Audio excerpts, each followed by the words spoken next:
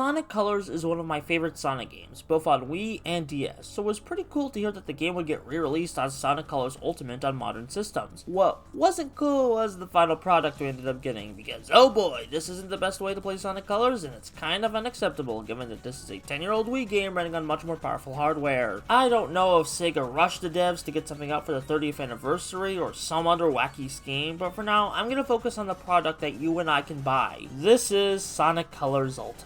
I'll start by talking about the game itself, and then we'll get into the Ultimate specific functions later. Sonic Colors was a major shakeup for Sonic games, as gone were the big epic tales of colossal threats wanting to destroy the Earth, as now the tone has switched to a more focus on jokes and Eggman's wacky scheme of the day, in this case making a space theme park to harness the power of aliens known as Wisp to take over the world. While I do like the Sonic stories of a more grand scale like Adventure 2 and Unleashed, I don't mind the change of direction thanks to the funny writing of the characters. I know some don't like the writing, and that's perfectly fine, but I got a good chuckle out of these jokes. Colors was one of the first games where Roger Craig Smith voiced Sonic, and speaking personally, he's one of my favorite Sonic voices, mostly because of nostalgia and because he's one of the first voice actors I learned of. As for gameplay, this is the second 3D Sonic game to use the boost style, along with introducing the Wisp, who give you fun power-ups to help you complete certain sections of stages. Each Wisp is very unique and very well utilized in most of the levels they're in. Speaking of levels, while there are some stinker levels that feel like they were made to fill a quota, most of them are very fun, with the best combining high-octane speed, platforming, and new Wisp powers all together. Color's design philosophy is probably the closest a 3D Sonic game has gone to the Genesis-era games of all the alternate paths you can take. Even with the occasional dull level and unmemorable bosses, Colors was one of the most consistent modern Sonic games in quality and one of my favorites in the franchise. Yeah, it's far from perfect, but I still enjoyed it more than I didn't. Everything I just said could also apply to the Wii original, but from now on I'm gonna specifically focus on the changes Colors Ultimate brought in. Colors Ultimate looks fine, but if you compare it to the Wii game, you can see that the new lighting and overuse of the bloom effect makes it look worse than the original. I like the new remix music the game adds, but the fact that the game won't let you change the soundtrack to the original tunes of the Wii version is really dumb. What else is dumb is the new customization options for Sonic. Normally I love customization in games, but here they look super ugly and aren't a satisfying reward for playing the game. Then there's all the glitches in this game, which are pretty yikes-inducing. A lot of the major seizure-inducing glitches directed at the Switch version have been proven false, but me and many others still have encountered bugs on the PS4 version, like save data corruption, long loading times, and the time my controls glitched out with the game thinking I'm playing a 3D level when I'm actually playing a 2D level, which makes the game near unplayable. Thankfully that only happened to me one time, and the game is mostly playable, but this performance and quality is unacceptable for a port of a 10-year-old Wii game that ran fine on the Wii.